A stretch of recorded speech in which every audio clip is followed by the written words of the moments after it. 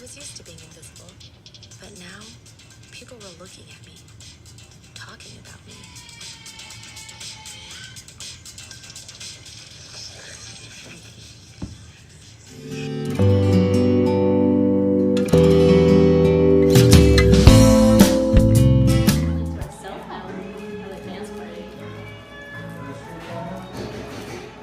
You need to download a dating app.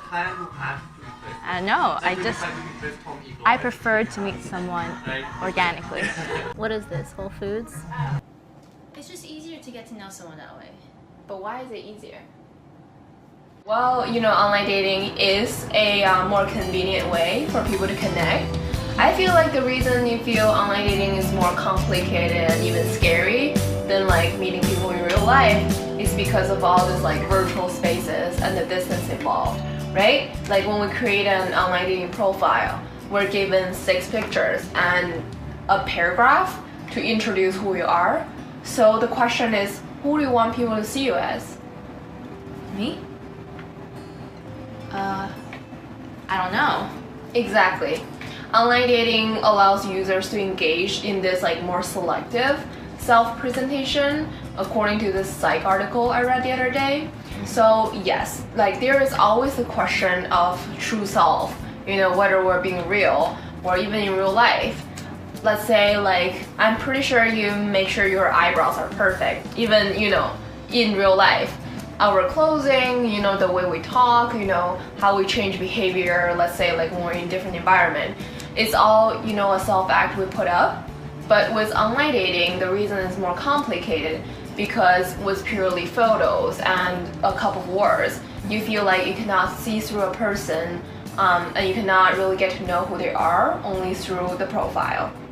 So from profile to a match, from a match to a conversation, from a conversation to finally meeting in real life, this like online dating really complicates these layers of persona that we put up in the dating process. So basically it's more work than traditional dating. That's why it's more scary. Okay, well, what kind of guy are you trying to find on Hinge? Someone nice and good looking. I can filter out Asian guys? Wait, but isn't that like racist? No, you're just looking for what you want. You're looking for what you want, good for you, right? But it is tricky. So, well, it is more convenient to filter out a, entire race in order to quickly find your dream lover. Filtering out an entire race has been criticized by scholars. They say that it actually helps, to reinforce this social power structure and make people like more racist. And they'll like make people feel like being racist is okay. Because like a lot of times you say like, it is your personal preference, right? Mm-hmm. Like, okay, I don't like a certain race, guys, like that doesn't mean I'm racist. But like, why can't I just be my, personal preference? Apparently, individuals' intimate choices are not, purely their intimate choices, but they're often like instead shaped by the social power. They're influenced by this larger picture. Mm-hmm. So when we think that it is a personal choice, it is often not. They're like, complex things that lead us to think that way, right? Mm-hmm. And when you say it's only a preference, I heard someone said before that slavery is white people's preference. What? You gotta like Isaiah. He's cute. No, I don't want him to think I'm not eager. He should be the one who initiates. I get it, girl. He should be the one to text first, right? Because, when girls text first, like, it's like we feel like we're putting ourselves too much out there, right? We're showing that we're too eager. No matter how much we miss them, we wait for them to text us because we have to keep our image as cool and not that eager. Like, I don't care, right? In the online dating world, gender roles are reinforced according to Man, Masculinity, and Contemporary Dating, which is a very interesting book. It says like, according to a traditional gender role, men were expected to initiate, plan, and pay for dates, and to initiate sexual contact.